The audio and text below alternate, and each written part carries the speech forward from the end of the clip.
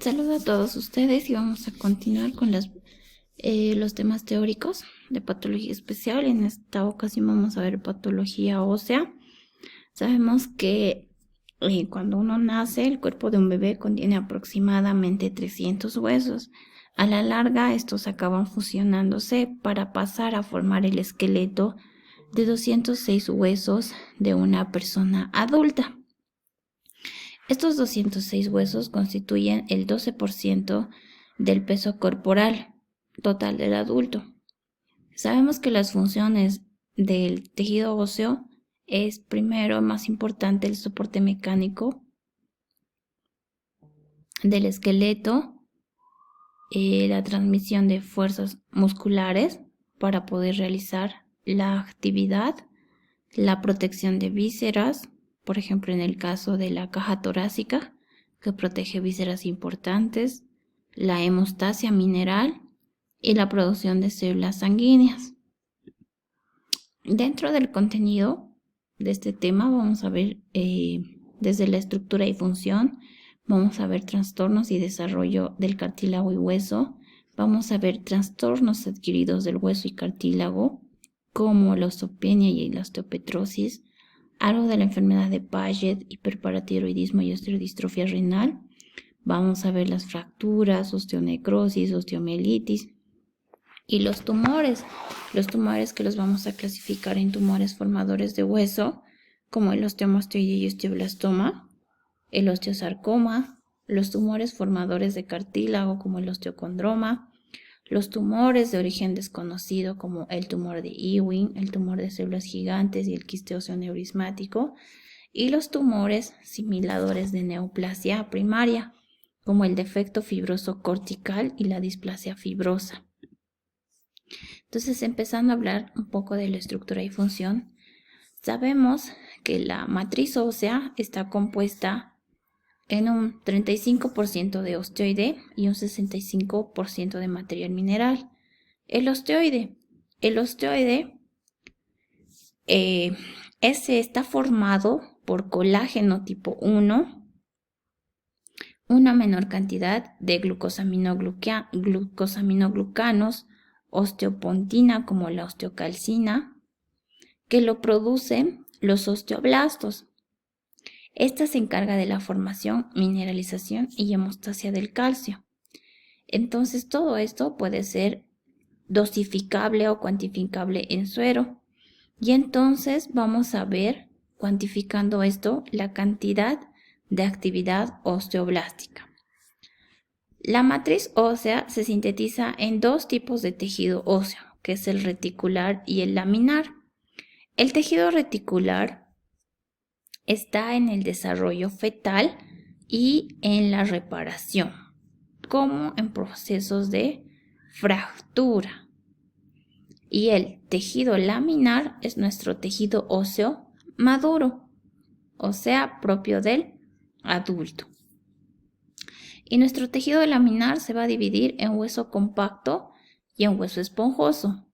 El hueso compacto está dado por un sistema de láminas concéntricas, los sistemas de Havers. Y el hueso esponjoso nos va a mostrar sobre todo espículas óseas, cada uno localizado en diferentes partes del cuerpo, ¿no? Entonces, el tejido reticular, vuelvo a repetir, se da en desarrollo fetal y en procesos de reparación. O sea que en un adulto normal no tendríamos por qué ver tejido óseo reticular, a menos que esté pasando por un proceso de reparación, por ejemplo, de una fractura. Y el tejido reticular entonces va a ir a sustituir al tejido laminar, ¿no? La hidroxiapatita entonces es el material que le da la dureza y actúa como un depósito de 99% de calcio y 85% de fósforo. Estas son las tres líneas celulares del tejido óseo, que son el osteoblasto, el osteoclasto y el osteocito. Bueno, vamos primero en orden. El osteoblasto son células secretoras con capacidad de dividirse. Están unidas a otros osteoblastos y osteocitos por nexos. Entonces son células monomorfas, monocelulares de núcleos centrales o periféricos, que se encargan, como les decía, se localiza en la superficie, como vemos acá, en la superficie de la matriz, sintetiza, transporta y ensambla en la matriz y por ende regula la mineralización. Luego de estos vienen los osteocitos. Se diferencian de los osteoblastos porque estas quedan rodeadas ya de matriz ósea. Entonces esta se encarga de mantener estable el tejido óseo, regula la concentración de calcio y fósforo y son los que se encargan de la mecanotraducción, o sea, detectan fuerzas mecánicas y las convierten en actividad biológica.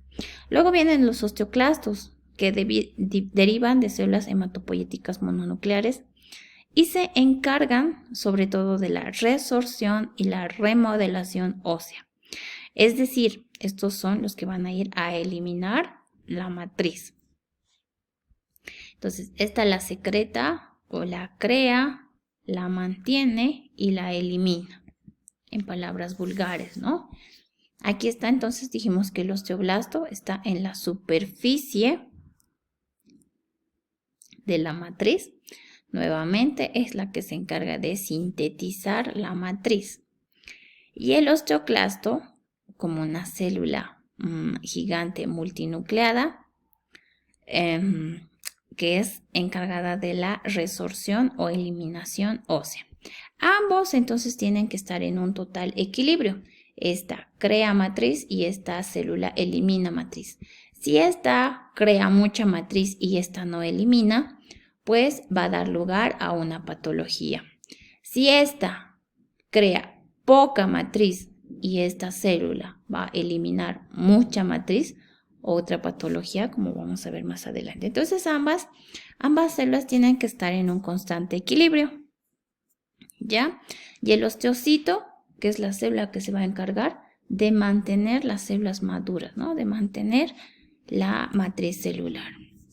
El proceso de osificación endocondral, habíamos visto en embriología, que esta ocurre durante la embriogénesis. Los condrocitos en el interior del cartílago de crecimiento, entonces van a pasar por estas zonas, ¿no? Por estas fases, la zona de reposo, que se va a activar la adenohipófisis por la hormona del crecimiento. Proliferan gracias a la T3 y la paratormona. Llegan a una zona de hipertrofia, una zona de calcificación para finalmente llegar a la zona de osificación, dando lugar al tejido óseo ya osificado. Y acá vemos desde el collar óseo, a partir del molde de cartílago, que es el primordio, que más o menos se forma a las 8 semanas, el condroclasto elimina la porción central del hueso. En la diáfisis, los osteoclastos depositan la cortical, ¿no? Y dan lugar al centro de osificación primario. Esta sigue haciendo un crecimiento radial. Esta vez, en la epífisis, avanza de manera centrífuga, dando lugar al centro de osificación secundario. Entonces, todo este proceso de osificación endocondral es un proceso embriológico por el que vamos a tener la formación del tejido óseo. Vamos a empezar entonces hablando de los trastornos del desarrollo de hueso y cartílago. Y tenemos dos trastornos importantes que son la disostosis y la displasia. La disostosis se da por migración y condensación de las células mesenquimales. Puede tener un origen embriológico y da lugar a patologías como la aplasia, dedos supernumerarios, sindactilias, craneosinostosis, fusiones anómalas de hueso. Y tenemos patologías por desorganización global del hueso o cartílago, que dan lugar a las displasias. En este capítulo en especial, la displasia en tejido óseo implica un crecimiento anómalo. No implica, como en los otros temas, una atipia, Simplemente, y esta es pregunta de examen, en tejido óseo, la displasia implica un crecimiento anómalo, causadas por mutación de genes que regulan el desarrollo o remodelación. Y dentro de estos trastornos vamos a tener muchos defectos, ¿no? Defectos en las proteínas nucleares y factores de transcripción que, por ejemplo, van a dar lugar a la braquidactilia, a la displasia cleidocraneal también.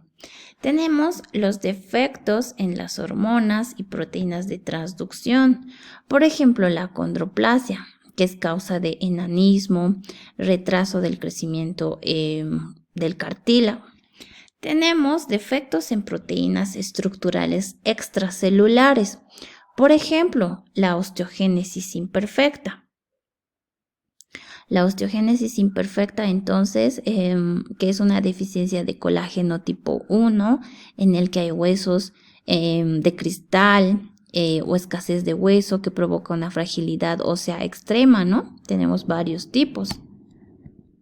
Tenemos la defecto en las vías metabólicas, como es la osteopetrosis, que es en realidad un tesaurismo lisosómico.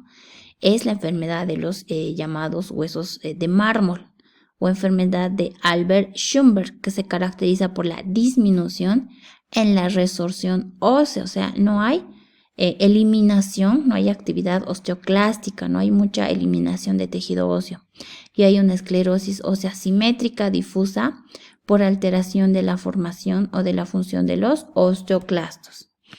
Y por eso ven en la radiografía la presencia bien fuerte, ¿no? De estos huesitos de mármol, porque hay mucha actividad, poca actividad, alteración en la formación de la función de los osteoclastos. Tenemos la deficiencia de la degradación de macromoléculas, como los mucopolisacáridos, ¿no? Una mucopolisacaridosis en este caso. Vamos a hablar entonces de la osteopetrosis, que son defectos en vías metabólicas.